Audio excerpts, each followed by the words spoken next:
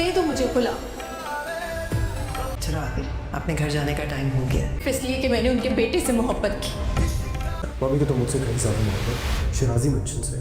जंग जीतने के बाद मैदान को छोड़ा नहीं जाता। स्टे ऑर्डर तो डिसॉल्व हो गया है। क्या बेटे इसलिए होते हैं कि उनसे काम पूरा हो जाने के बाद उनको अकेला छोड़ दिया? मुझे लग रहा है उन लोगों का इरादा ये रेस्टोरेंट को बंद करवाने का है। सिकंदर अंकल ने एक झटके में सब खत्म कर दिया। सिर्फ इतनी मुश्किल से मैंने अपनी जगह बनाई थी। सिकंदर ज़ावियार से एनी कहेगी कि तुम मुझे खुला दे दो, क्योंकि सिकंदर अंकल मुझे इसलिए तंग कर रहे हैं कि मैंने उसके बेटे से मोहब्बत की है। क्योंकि सिकंदर पहले एनी के रेस्टोरेंट को बंद करवाने के लिए स्टे ऑर्डर ले आता है, लेकिन स्टे ऑर्डर डिज़ोल्व हो जाता है। उसके बाद भी वो कोशिश करता है किसी ना किसी तरीके से एनी का रेस्टोरेंट बंद हो जाए। एनी ने बहुत मुश्किल से अपना कारोबार खड़ा किया था और एनी की शोहरत बढ़ती ही चली जा रही थी, जो सिकंदर को बिल्कुल भी पसंद नहीं आ रही थी। इसलिए उसने एनी के लिए ऐसा किया।